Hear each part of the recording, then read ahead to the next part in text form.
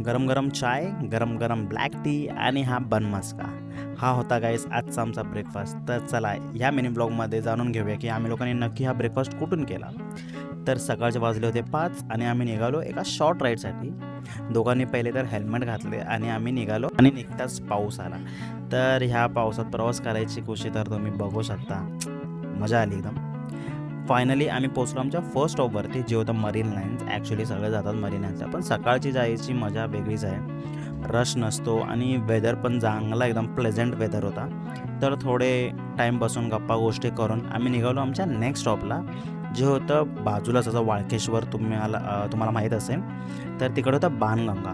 Banganga was too good. तिकडे पण एकदम लाईक असं पीसफुल सराउंडिंग होती. तिकडे जरा टाईम स्पेंड करून आम्ही निघालो आमच्या फायनल लोकेशनला, कारण की आम्हाला भूक लागलेली. ते होतं माहीममधलं कॅफे इराणी चाय. तर स्टार्ट केला आम्ही लोकांनी खिमा पावपासून, विच वॉज टू यम. नंतरला मला पर्सनली ट्राय करायचं होतं fry omelette, which was okay, ठीक होतं, चांगलं होतं. आणि शेवटी आम्ही लोकांनी मागवली इराणी चाय, जी खूपच भारी होती गाईस, खूपच भारी होती.